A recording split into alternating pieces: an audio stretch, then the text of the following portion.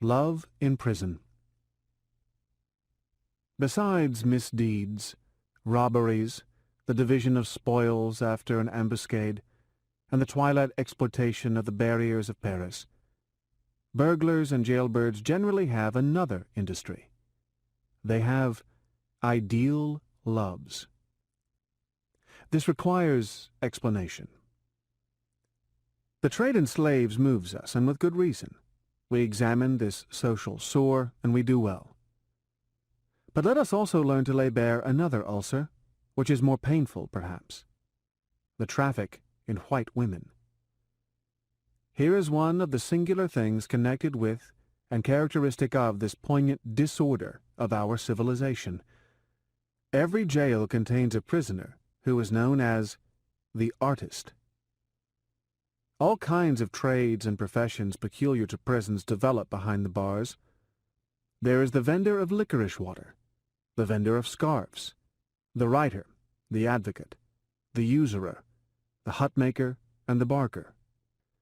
The artist takes rank among these local and peculiar professions between the writer and the advocate. To be an artist, is it necessary to know how to draw? By no means. A bit of a bench to sit upon, a wall to lean against, a lead pencil, a bit of pasteboard, a needle stuck in a handle made out of a piece of wood, a little India ink or sepia, a little Prussian blue, a little vermilion, and 3 cracked beechwood spoons. This is all that is requisite. A knowledge of drawing is it. A knowledge of drawing is superfluous. Thieves are as fond of coloring as children are, and as fond of tattooing as are savages.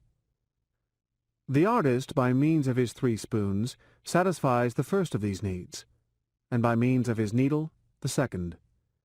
His remuneration is a nip of wine. The result is this.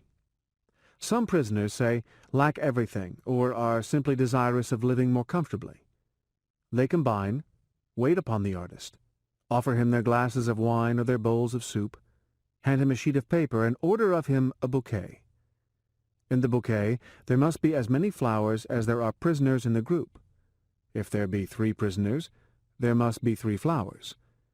Each flower bears a figure, or, if preferred, a number, which number is that of the prisoner. The bouquet, when painted, is sent, through the mysterious means of communication between the various prisons that the police are powerless to prevent, to Saint-Lazare. Saint-Lazare is the women's prison, and where there are women, there also is pity. The bouquet circulates from hand to hand among the unfortunate creatures that the police detain administratively at Saint-Lazare, and in a few days the infallible secret post apprises those who sent the bouquet that Palmyre has chosen the tuberose, that Fanny prefers the azalea, and that Seraphine has adopted the geranium. Never is this lugubrious handkerchief thrown into the seraglio without being picked up. Thenceforward the 3 bandits have 3 servants whose names are Palmyre, Fanny, and Seraphine. Administrative detentions are relatively of short duration. These women are released from prison before the men. And what do? They support them.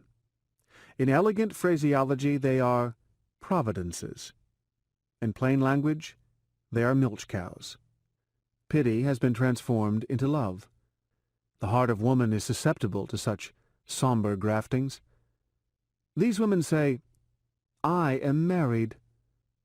They are married indeed. By whom? By the flower. With whom? With the abyss. They are fiancées of the unknown, enraptured and enthusiastic fiancées, pale Sulamites of fancy and fog. When the known is so odious, how can they help loving the unknown? In these nocturnal regions, and with the winds of dispersion that blow, meetings are almost impossible. The lovers see each other in dreams. In all probability, the woman will never set eyes on the man. Is he young? Is he old? Is he handsome? Is he ugly? She does not know. She knows nothing about him. She adores him. And it is because she does not know him that she loves him. Idolatry is born of mystery. This woman, drifting aimlessly on life's tide, yearns for something to cling to, a tie to bind her, a duty to perform. The pit, from amid its scum, throws it to her.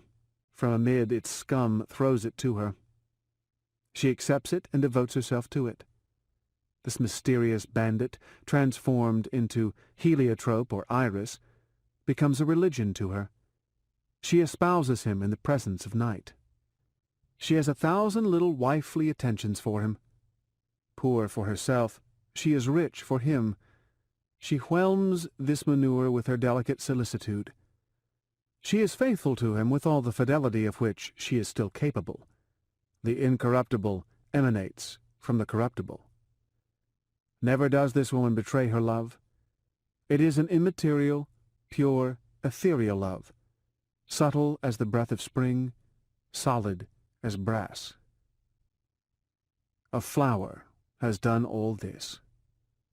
What a well is the human heart, and how giddy it makes one to peer into it. Lo, the cloaca! Of what is it thinking? Of perfume. A prostitute loves a thief through a lily. What plunger into human thought could reach the bottom of this? Who shall fathom this immense yearning for flowers that springs from mud? In the secret self of these hapless women is a strange equilibrium that consoles and reassures them. A rose counterbalances an act of shame. Hence these amours based on and sustained by illusion. This thief is idolized by this girl. She has not seen his face. She does not know his name. She sees him in visions induced by the perfume of jasmine or of pinks. Henceforward, pinks. Henceforward, flower gardens, the May sunshine, the birds in their nests, exquisite tints, radiant blossoms, boxes of orange trees and Daphne odora, velvet petals upon which golden bees alight, the sacred odors of springtide, balms, incense, purling brooks, and soft green grass are associated with this bandit. The divine smile of nature penetrates and illumines him.